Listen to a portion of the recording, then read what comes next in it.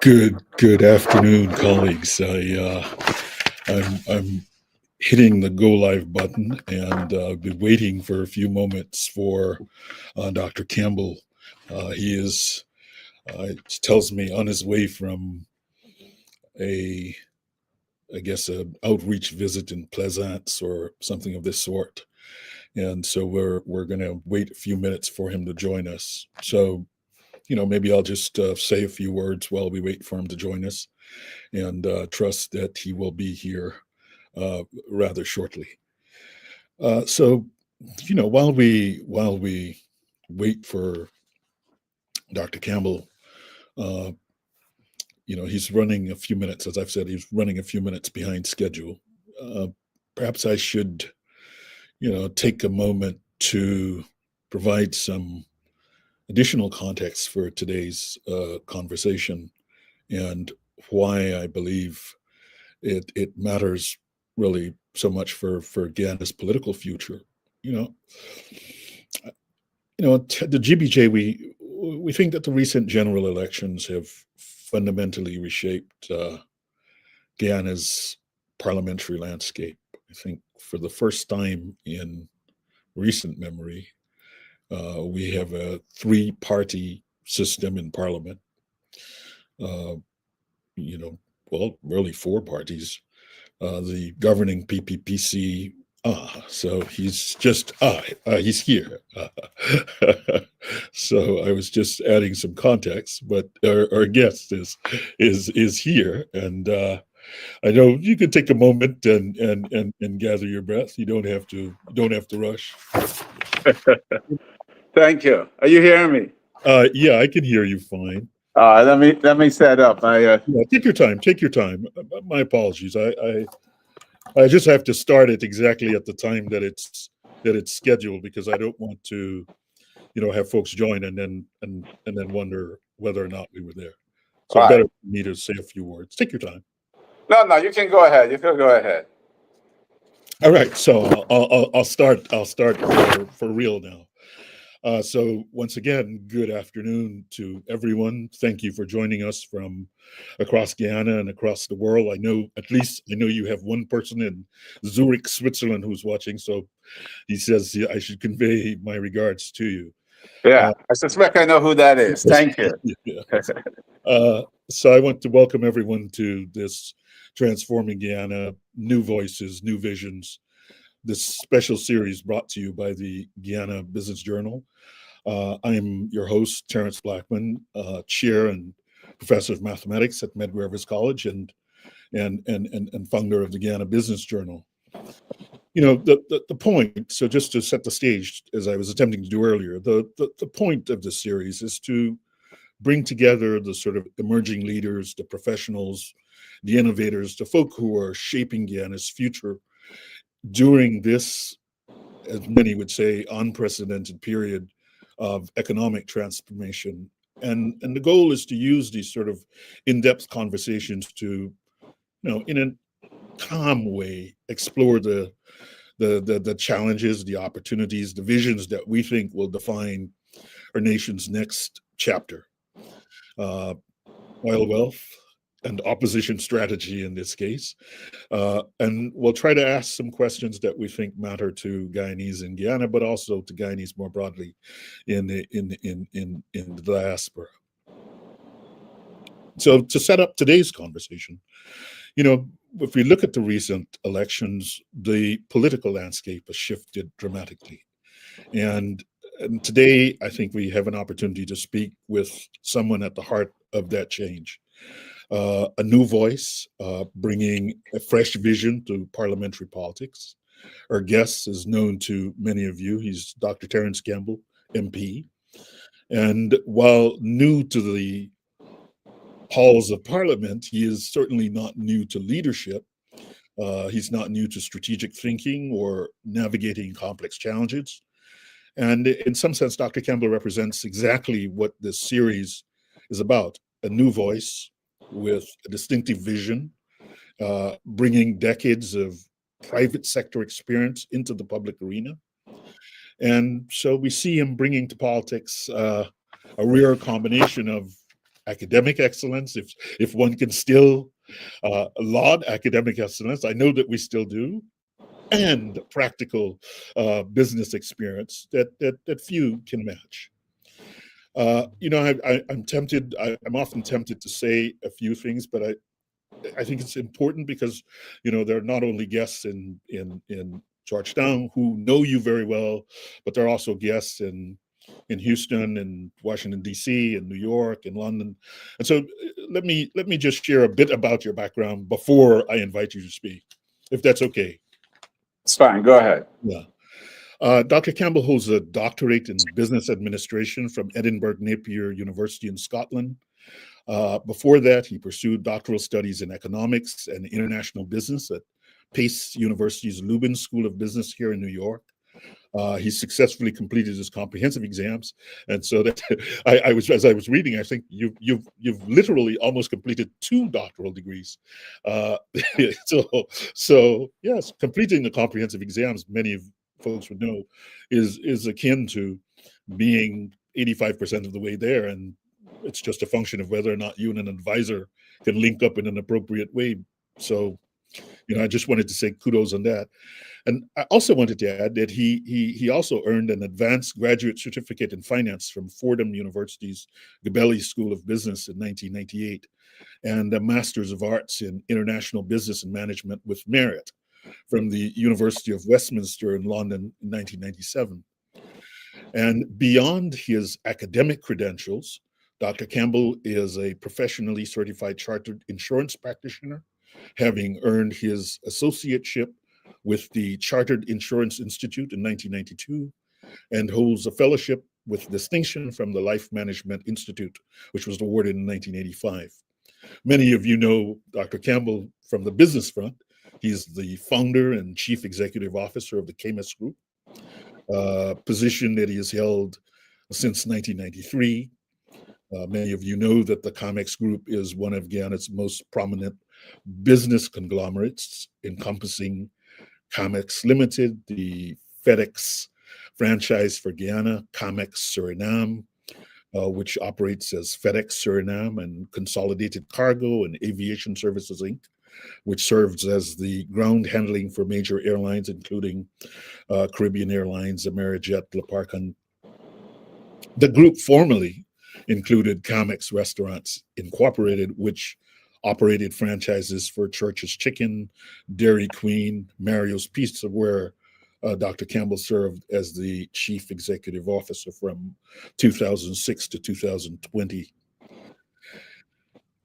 I should note also that earlier in your career, you were the president of Apex Insurance Brokers. I could say, I think often when people see someone, they don't have a sense of the span of the career. And one of the things that we've tried to do is that no one appears fully formed today, right? There is someone who has worked as the CEO of Apex Insurance Brokers from 1997 to 2007, continues to serve as a consultant in this regard, and has helped to build Apex into one of the largest insurance brokerages in Guyana. And a decade as a hand-in-hand mutual life and mutual fire and life insurance companies, rising from a management trainee to assistant manager for marketing. And I want to get the sense of, you are indeed an accomplished business leader, an academic, a public servant, and you're stepping into this new arena, taking on the helm as the leader of the Partnership for National Unity parliamentary team. And I think your story kind of embodies the spirit of what we're trying to communicate in this. We need new voices, challenging the sort of conventional thinking, a new vision from how Guyana can navigate this transformation. And so, Dr. Campbell, we want to thank you so much for making the time to be with us. We want to welcome you. And perhaps I should start there. You've built this significant business empire: logistics, insurance, hospitality, aviation services. You hold a doctorate, multiple advanced degrees, you're a respected voice in private sector, decades of proven success. why you yourself describe yourself as a newbie to Parliament. What motivated you? Why even take this up? That I think that's a question that most people want to know. Like, I've just read. I mean, yeah, why? So, thank you for having me on, Terrence. And that's a good name, by the way. I like that, and I see that we both have the two R's and E in both places. So and I'm taking note of that. and this is an interview that has been long overdue. Yes, sir. We've had scheduling issues for many probably years. It might have been a year or 2 years we've been trying to get this done. Get together. Yes. But never too late.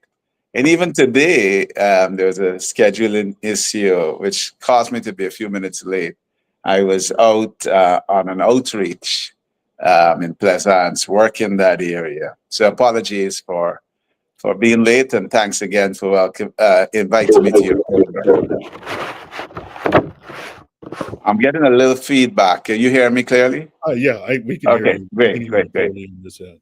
You know, there are two things that drove me. One, I've always been an anti-corruption activist. I would have been in my late 20s, probably just 24 years old.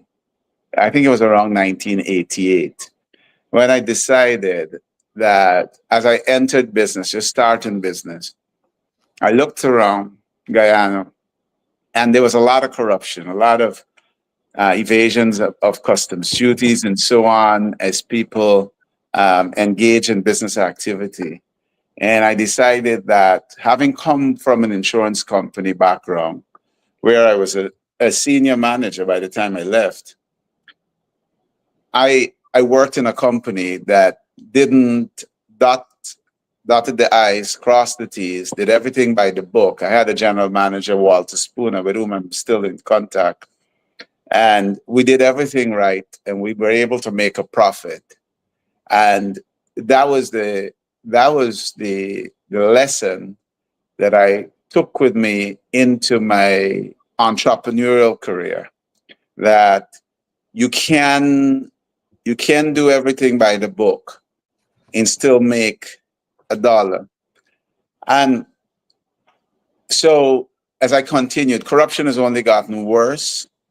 And I would submit to you that the reason you and many of our top minds much sharper than mine, live abroad and live outside of Guyana is because of corruption. And I just had a conversation earlier today with a good friend. And, success in Guyana belongs not to the professional, really, the professional class. It belongs to the class that are willing to take risks that with the rule of law, risks with corruption, and so on. The greatest benefits from our economy currently flows to those who are not willing to honor the laws of Guyana, who operate without ethics in professional life. And what that does to those the professionals who qualify and are working jobs and so on, they look at this growing disparity between where they are and where this corrupt elite is. And there's a dissonance. They don't want to get involved in the corruption, most of them, and the dissonance occurs. And what is the result? Emigration. They leave. And so that has been a primary driver for me, because I think we need to, so that corruption has a lot of negative effects. effects on education, about which I'm passionate. We have had a 50% high school dropout rate for decades. I walk the streets of Guyana in a way now that I've never walked them before. And I run into young people who don't even see themselves as, to my mind, every young person should see themselves as being capable of being the president of Guyana. There should be no limit to their ambitions. And I run into young people who just have zero self-esteem in this country. The education system has failed them. They're lost. I would say that at least 50%, there's a correlation between the statistics that the international agencies give to us of 50% of Guyanese living in poverty, with 50%, I would say, of Guyanese who lack self-esteem, and 50% of high school dropouts. There's a strong correlation straight across there. And even as this fastest growing economy in the world, not necessarily true, but it may be over a number of years, is exploding, it is crushing, Terrence. It is crushing thousands of Guyanese. I meet them every single day. I just left Plaisance for the second day running. And those voters are saying to us, they're saying, we were treated badly and nobody looked out for us. Governments do not look out for us. And we have to assure them that, listen, we understand what was done wrong, and we are guaranteeing you that if we return to power, we're going to look out for you, because you are the ones who we need to put us back in power. So the passion for this now is driven by, it was driven first of all because I was an anti-corruption activist, and that corruption has led to inequalities and inequities in health, in economics, in everything in this country. And unless we fix corruption and the inequities that are there, because at the policy level, we don't have national policies that are real. We have national policies to give handouts to those crushed in this economy, in this oil economy. But we don't have national policies to lift them out and give them a sense of participating in this economy, of developing them, of self-esteem. We don't have any policies to lift them out of their poverty. We have we have policies just for handouts. And so I am into politics with the goal of transforming that. The goal, I think we have to remove corruption. We have to address inequities at the policy level so that we make life better for all Guyanese. I am of that independence generation, born in 1964, just 2 years before independence. And I detest where I see Guyana today. And I'm in politics, you know, with whatever little years I have left to make a change. So part of my legacy must be that I fought for and made a change in the direction that we're heading. No, thank you for that. I think I better understand your motivation. I mean, and I think you're right. There's a sense, you know, recently I was having a conversation with someone, and the model of Singapore came up, and you know, they have this sort of meritocracy, pragmatism, and honesty, and their zero tolerance for corruption. And they felt very strongly that corruption was a kind of cancer that would eat away at the society. So I think I see the motivation for you coming, and this now gives me a sense, because I wanted to ask you about that, because I remember you were engaged with this ANA thing earlier about around the constitutional reform and Rise Guyana before ANA. Rise. Yeah. Rise. Mm. And yeah, that was his ad. So now I have a better sense of why something like Rise kind of animated you. It was more a sense of, you know, we want to see a society that works, in which, you know, the rule of law, broadly speaking, is applied evenly to all of the people who are a part of this thing. And so I'm not going to ask you this. So here's where I want to ask you, because you just led me there. So this is about, like, you started to talk about the visit to Plaisance and some of the challenges, the deep-seated psychological challenges, economic challenges, social challenges that you see the people who are naturally, you see it in 50% educational challenges. So talk about, like, your strategy and your vision for, you know, the APNU suffered a real setback. I mean, there's no question about the sense of that setback.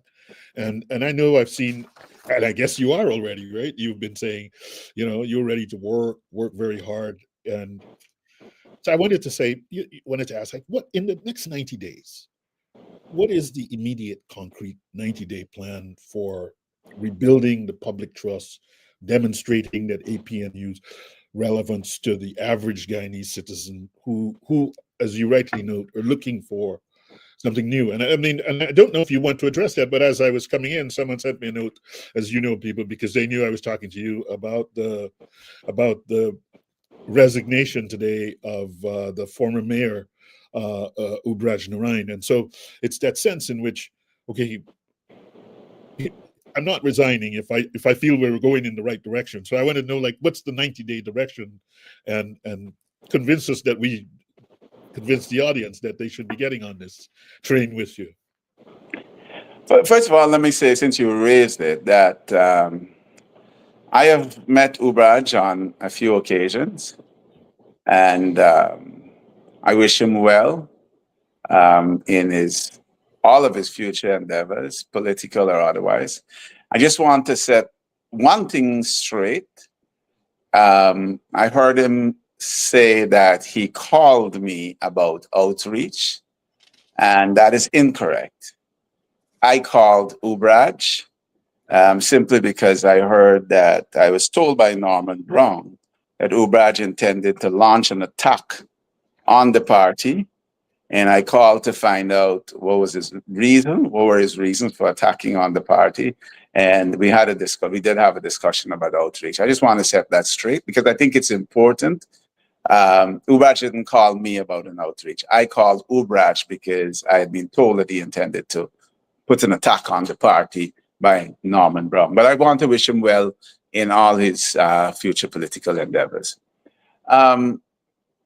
It's hard for me, Terrence, to speak about a 90-day plan on my own that is not, been endorsed by the Central Executive Committee, at least, which is currently That's the outside kind of. of interesting thing, whether you want to respond to it or not. Actually, that was one of Right. the structural things. Yeah, outside. The Central Exec is the highest decision-making arm of the body outside of General Council and ultimately the Congress of the party. But what I can tell you is that one of the first things that we had to do, and I will not say everything, obviously, some things are strategic information, but one of the first things that we had to do was to determine what were the key drivers of our electoral performance. And the original plan was to engage a professional firm for a survey to try to get the dimensions of that loss, truly understand it, a deep dive.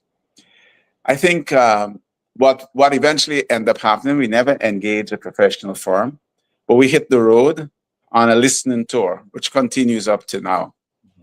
And at the end of each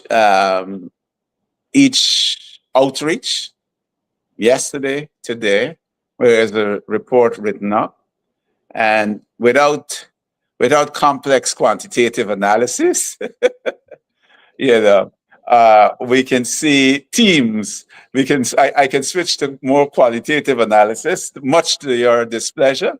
No, But we can see teams emerging as to what the drivers of that loss, or were the drivers of that loss, And from those teams, then comes the strategy, to turn around the fortunes of the party.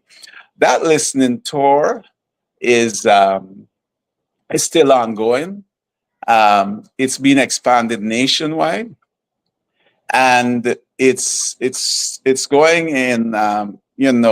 We've moved from like single teams working across to multiple teams. And just to briefly return to Ubraj's interview with Norman Brown, I heard him complaining that there was an outreach planned yesterday for Albertown, and that it did not come off.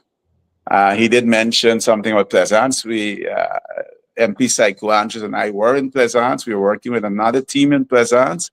I had promised that team that I would work with them, and we were disappointed that the Albertown outreach did not take place. But at least something is happening. Imagine 5 years. You know what's tough, Terrence? Yeah. 5 years. I don't think we've ever seen any political party in the history of Guyana starting its campaign with daily outreaches and activity 5 years before the next election. It's never been done. It's never been seen.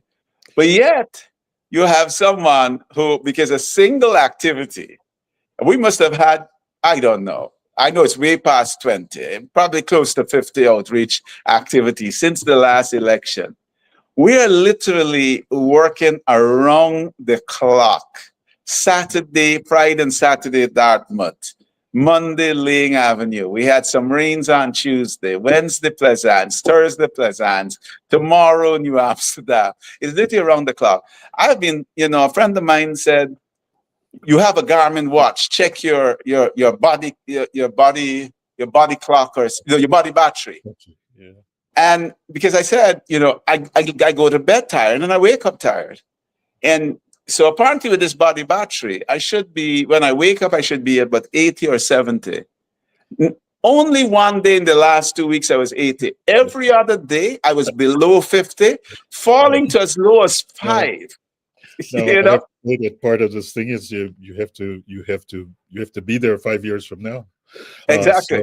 But we are pushing. And so sometimes it's frustrating to hear criticism because a single outreach did not take place. But anyway, to get straight back to topic. So I think at this point, we have not exhausted the listening tour, but we don't see new teams emerging. Basically, there are 5 teams that have emerged that signal the reason for our loss. And we've saturated, as we would use in qualitative analysis, we've saturated the data saturation, and so we don't see any new teams. What are the drivers of the loss? And now it's time for us to start putting in place strategies to turn that around. But that's only the political aspect, the hard in the trench political aspect of being an MP and the parliamentary team. In Parliament, you would have seen that our team has put forward from the get-go more motions, questions, bills than any other team on the opposition. So we intend to be very aggressive, even though we're only 12, and to hold the government accountable. And we've touched them on everything from national security to local government to vehicle registration to the NRF to biometrics, gold scholarship, everything. We have been out there to agricultural issues. We have gone and we have already laid motions, questions, and even bills before the National Assembly. So the strategy is both in Parliament to hold the government accountable, to use Parliament as a platform to communicate with the people also to hold the government accountable and to do the political work. I've said this over and over again. I think that proportional representation has been bad for Guyanan parliamentarians, in that parliamentarians have come to the point, mostly in the government benches and on the opposition benches. Being a parliamentarian has come to mean that you go to parliament and you go home, you enjoy the benefits of being a part. It's not about engaging with the constituency and engaging with your constituents. And so, as the parliamentary team lead, I am looking to get a change in that, to see all of the APNU parliamentarians out in the field, engaging with constituents, because that's the only way to win an election. So that's actually a question that's come in for you from John Yates. I'm on my phone, so I can't read it. So if you read it from me. So the issue is kind of what is being done. So as you've talked about, the parliamentary situation, to bring all of the opposition members together as kind of an opposition over the next couple of years to address this challenge of you want to be a unit opposition against a government with a 36-seat majority. And so, talk a little bit about your vision for, opposition collaboration in this kind of new political era. I mean, I've heard you allude to this Westminster conventions and things of that sort regarding the legal challenges of the. Let's move past the Westminster conventions for now. Listen, yes. we have to be pragmatic here about the current situation. There are three parties in opposition. Yeah. There's the Win Party, there is the APNU Party, and there is Forward Guyana Movement. The supporters of the opposition, I recognize, and the APNU team recognize, that people want to see a unity on the opposition ranks to fight the PPP. They bigger than APNU. So even the APNU support is bigger than Win. The enemy is the PPP, and the same thing. However, let's be realistic. The Win Party, prior to the election, did not want a coalition with any other. They insisted that they were going to do it alone. I think the leader of that party is on record as saying he was going to do it alone. And so, at the end of the day, let's be practical. There is always going to be some competition there between the parties. Forward Guyana Movement wants to grow. They want to grow from 1 seat to take leadership. Win wants to grow from 16 seats to take leadership. What's wrong with the APNU? Go to invite me to quote Clement Roy. So we have to be pragmatic here. There will be areas where there will be cooperation, and there will be areas in which we will seek to advance our own issues.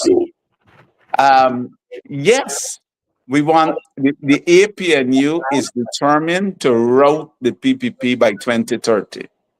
And for those, I put an equation on Facebook, I think it's yesterday. I said, those voted for PPP equal X. And those who did not vote for PPP equal X. I could actually put those who did not vote for PPP equal X plus. Because there is a tremendous opportunity as we go out and as we engage with the voters. We understand that many of them did not vote, and they did not vote because of those 5 dimensions that have emerged as teams. And if we can correct those dimensions, then a lot of them, they have said to us, it's left to be seen, they will come out to vote. There is not an occasion that we don't go out and we don't ground with the people and they don't say that, here, we're going to give you guys a chance, right? That happened including 10, 15 minutes, 20 minutes ago, right? So So there will be cooperation, for example. So there is some competition that's out there, and we are focused on growing, increasing our support come the next election.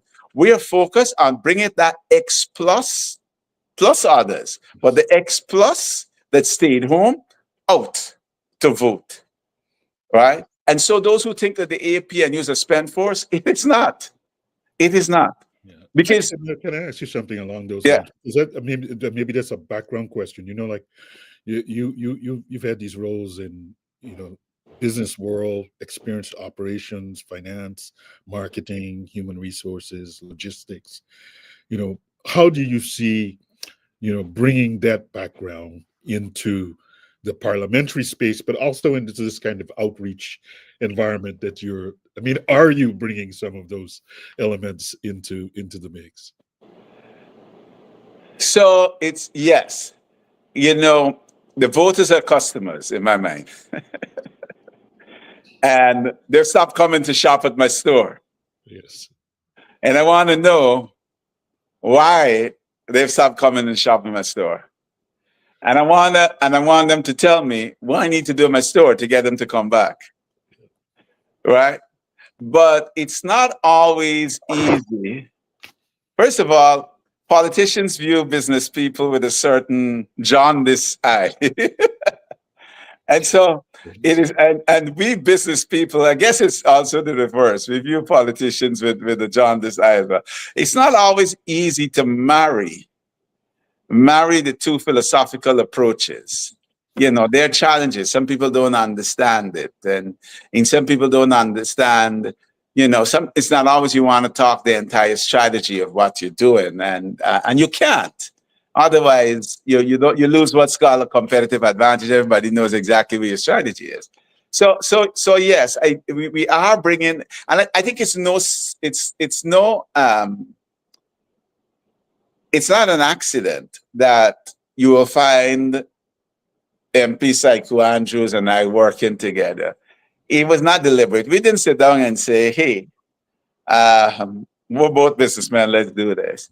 I think we just gravitated to each other naturally because our approach is business. We are not phased by having to build from scratch. He built his business from scratch. I built my business from scratch. So we're not phased by the fact that the APNU is down to 12 seats. We're accustomed to the heavy lift of doing what's necessary to turn a situation around.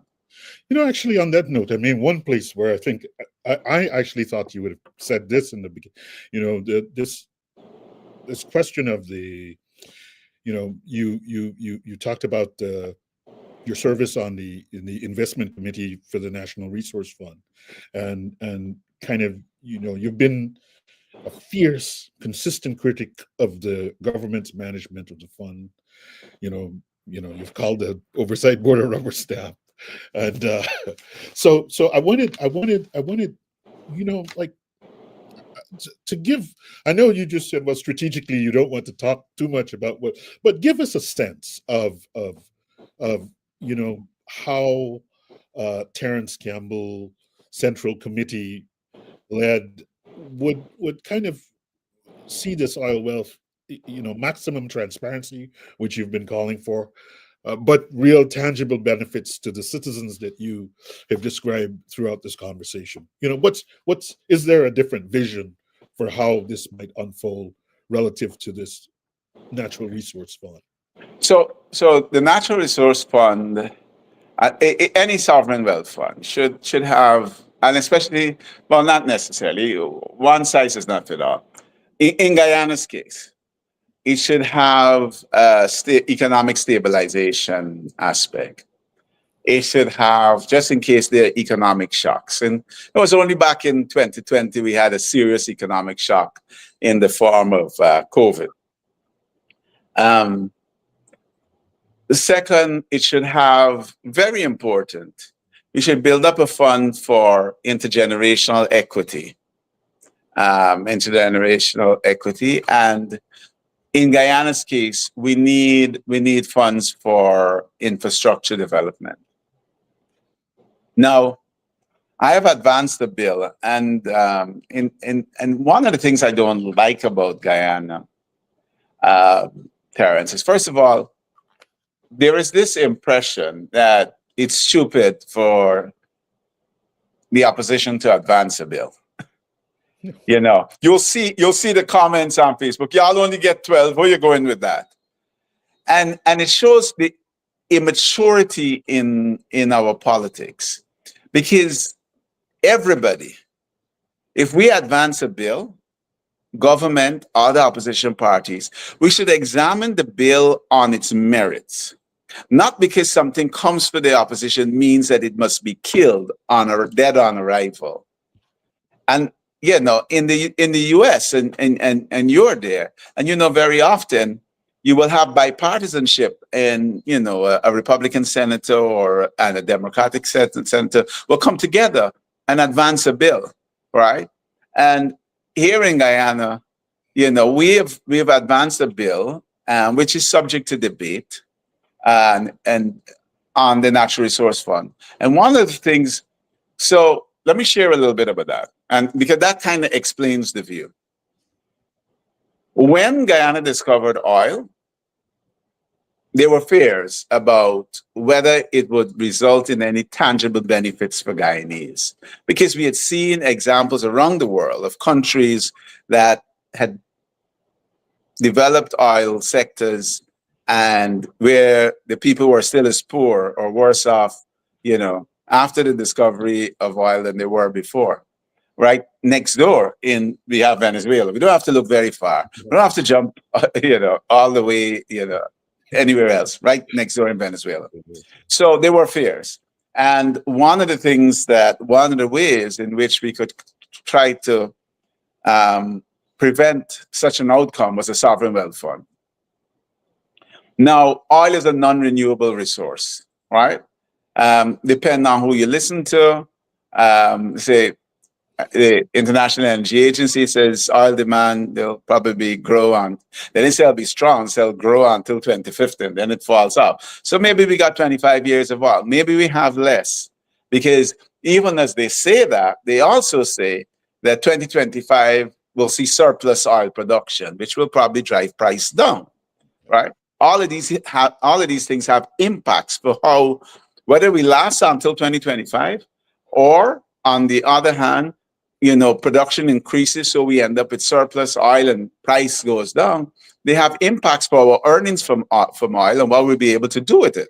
So at the end of the day, whichever view you take, we have to take a wise approach to our oil wealth. Now, what we have called for is transparency on that oil wealth. It's like, you know, I bequeath to you a $10 million. You know, ideally, from a conservative economic perspective, I'd like to see you invest the 10 million, and so that you get an income that you can enjoy, you know, in perpetuity, right? So we have asked, listen, we want transparency, since these funds are coming from a non-renewable resource. We want transparency on those funds and how they're being spent. But that's not my only concern. I have another concern with the rate of depletion of our oil wealth from the NRF. But let's not jump on the depletion, because with the depletion, it means we're not putting aside enough for economic stabilization. We're not putting enough for intergenerational transfers. But let's come with the spend. We want visibility on how this is being spent, right? And it's subject to debate. The bill that I've advanced says, hey, put the funds into infrastructural development, right? Now, let's be clear. Infrastructure development does not mean that the poor does not get benefits from this. I'll tell you for one, and I make no bones about this, some of the inner city, you know, housing that were built years ago under the Burnham administration, where people can't even get water on their top flat, Terrence Campbell by himself. Don't take this as coming from the APNU.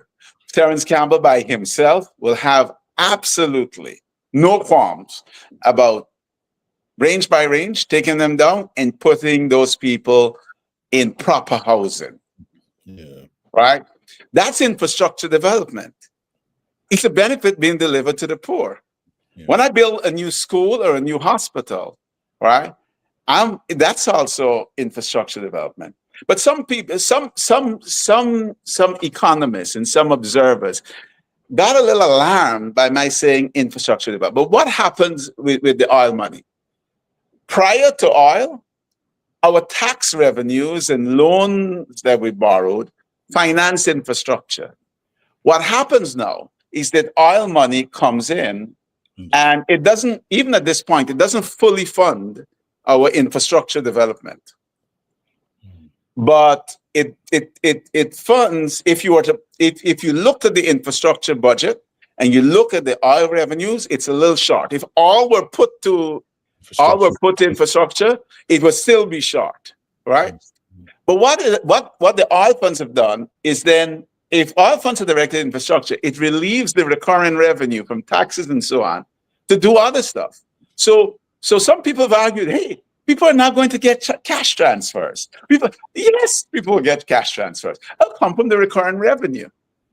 And so the vision, but all of this, like I said, all of this, we need to move our politics to a more mature level where a bill is presented, maybe it's sent to a select committee, we discuss it, and then we produce something that everybody can agree on. But it must not be that politicians in Guyana jump up and say, where are they going with this bill? They only got 12 seats. That's dead on arrival. That is immaturity, and I will fight it with my last breath.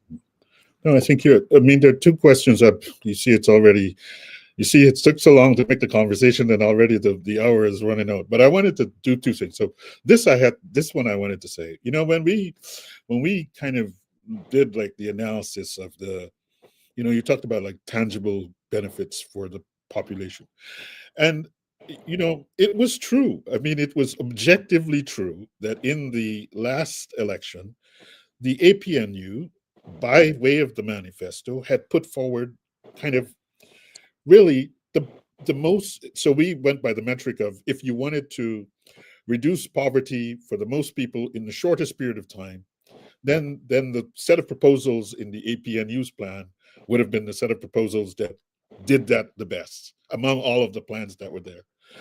So the point is, I wanted to know, is this still a part of that kind of vision of the APNU and Terrence Campbell's sort of parliamentary?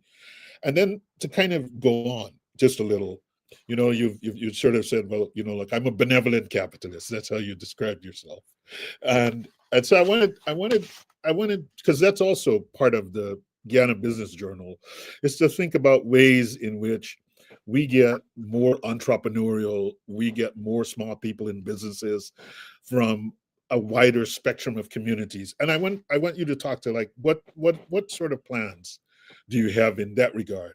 So first, the question of, how you structured the sort of economic plan going into the elections, and then more specifically to talk about ways in which, you're aiming at supporting small business in an inclusive fashion to participate in some meaningful way in this value chain that we're currently blessed to be a part of.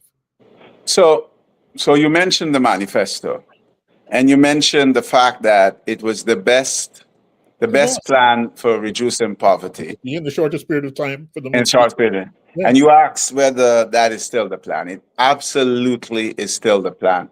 We are limited, though, as an opposition. We cannot really bring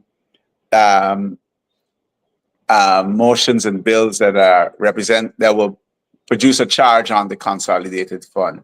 So I would love to go and take a bill to Parliament and say, our senior citizens deserve $100,000 a month, but we're not allowed to bring that type of financial bill. If we were allowed, that would perhaps, even before the NRF and any of the other questions or bills that I've advanced, that would be the first. So we remain committed to our manifesto promises. On a personal level, Terrence, I am even more committed now in November than I was in July when I started to campaign with the APNU. And the answer is, I have walked the streets of Georgetown and its environs, Region 3, and parts of the East Coast. And I have seen astounding poverty. I have traveled the world. You know, I've been to Soweto when things were really rough. I've been other places in the world where things were really rough. And I have seen poverty in Guyana that matches those circumstances. You know, the other day I was moved by an article, and I got some licks on social media for it. You know, it bounced off. But let me say that I saw weight challenges that were not the weight challenges in those inner cities. They were not the weight challenges of too much steak, lobster, and caviar. They were the weight challenges of diets of calories, just pure calories, nothing else, right?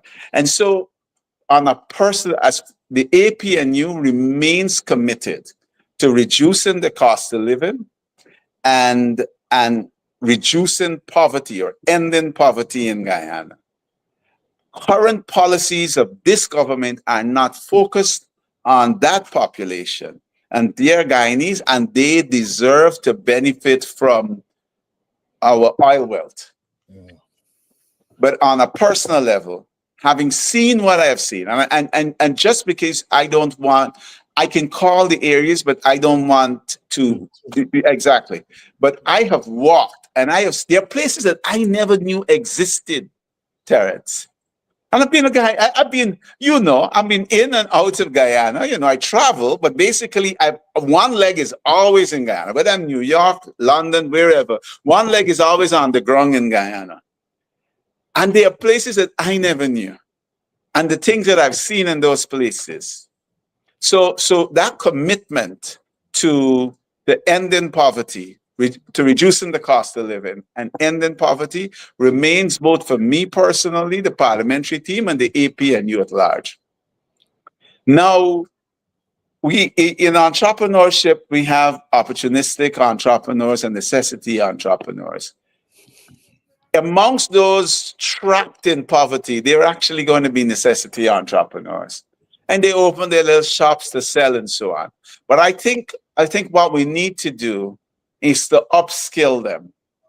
We need to upskill them, and we need to find and put together the financing for them so that they can grow and they can earn and leave poverty behind.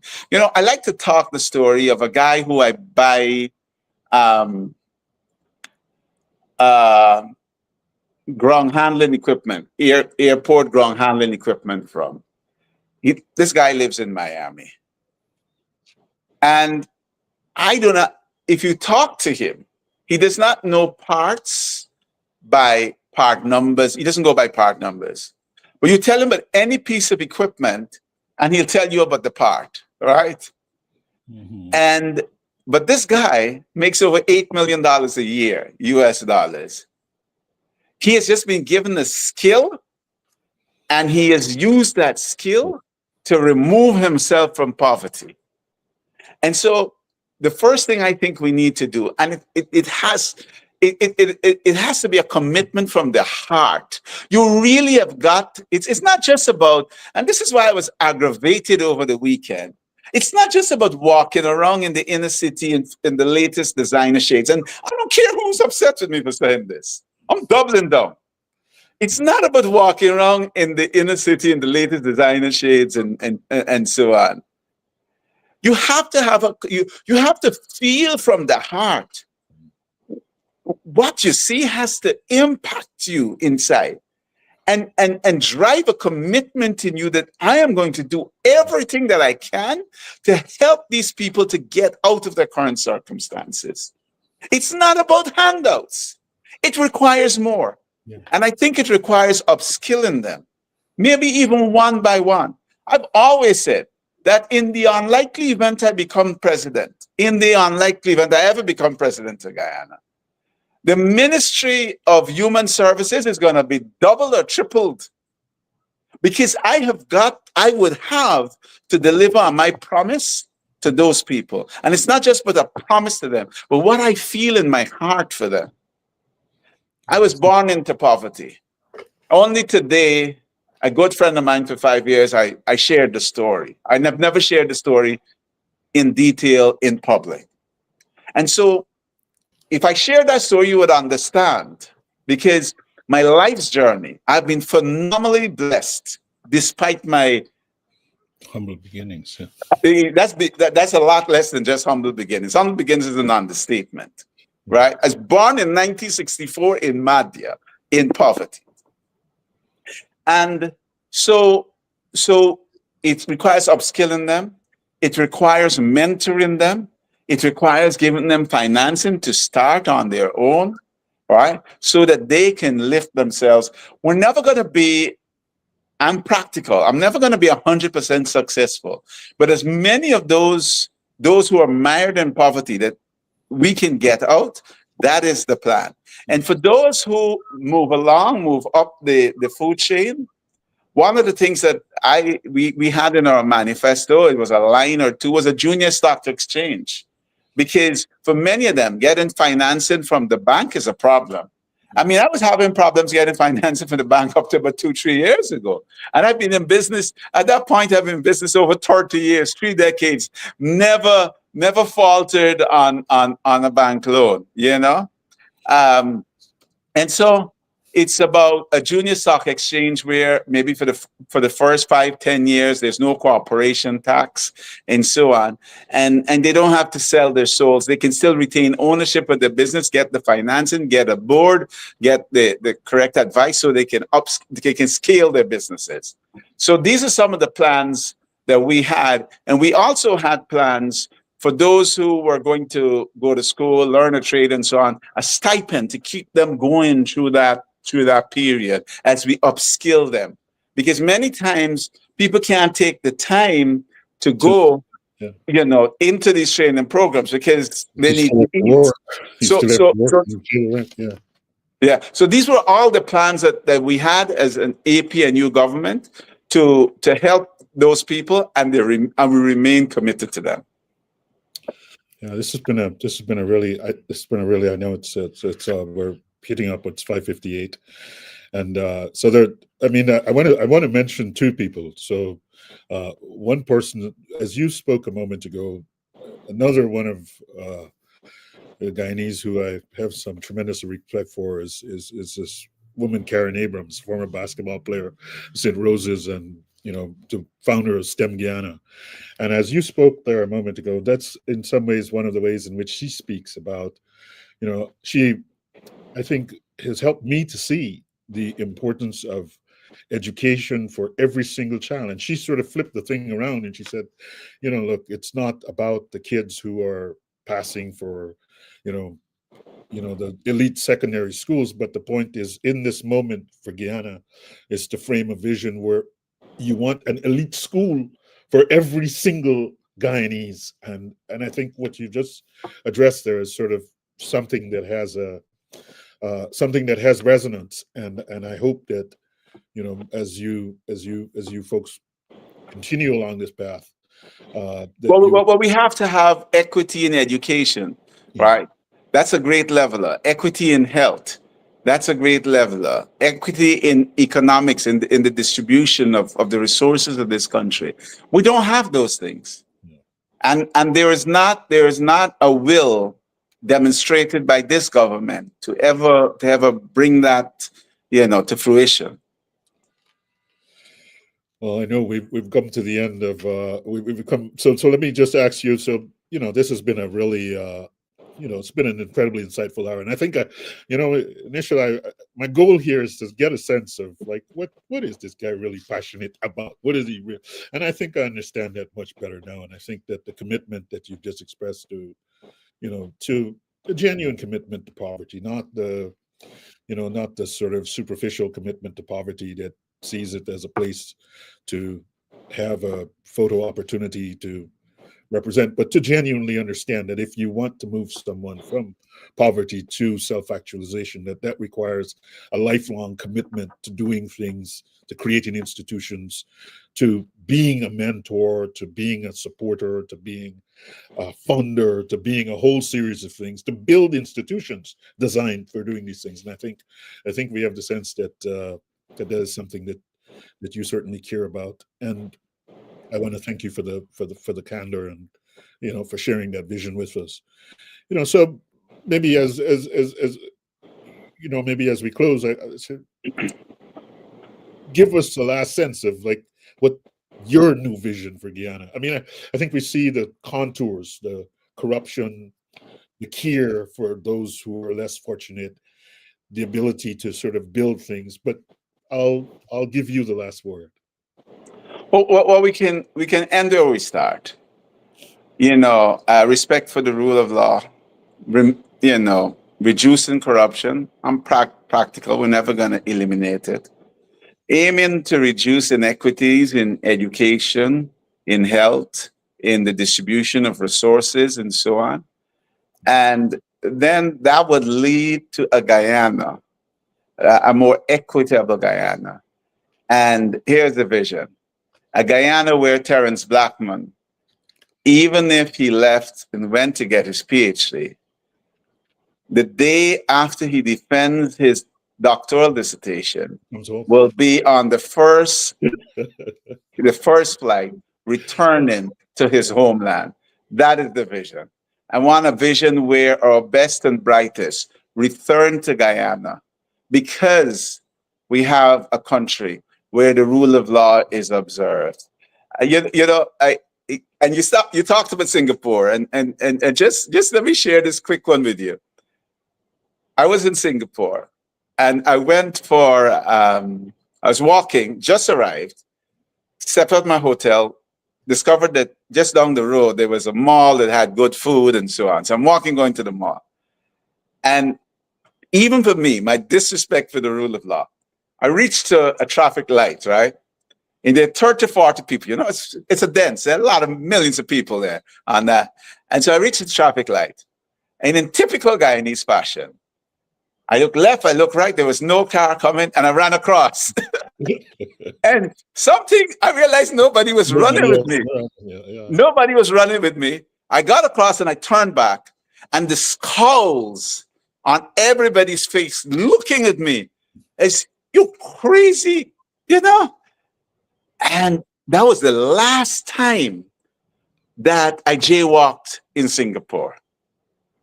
I want a society that respects the rule of law, the way we use the roads, the way we engage in business, everywhere, removing the corruption. And I think that's the society that when you graduate, when Terrence Blackman finishes his doctoral dissertation, he's not going to take up a job as dean or professor or assistant professor along the way at Medgar Evers. He is jumping on the first plane to come back to teach at the University of Guyana that's going to welcome him. Important that I say a University of Guyana is going to welcome him. And that's what we need. If we are really to develop Guyana, a Guyana that's going to be able to compete in 2050, 2070, and so on, 2100, that's what we have to fix. Where our best and brightest return to develop this country. And we can only do that if we drive it towards being a meritocracy.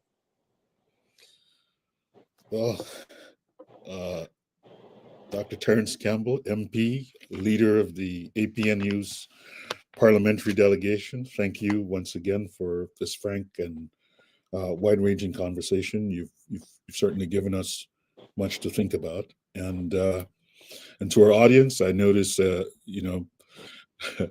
someone agrees with you that the question of the rule of law is of vital importance. No rule of law in Guyana is the main reason. Some folks are interested in seeing this being replayed in some various outlets. We'll try to do some of that. And so let me say thank you to the audience. for your engagement and for your thoughtful questions.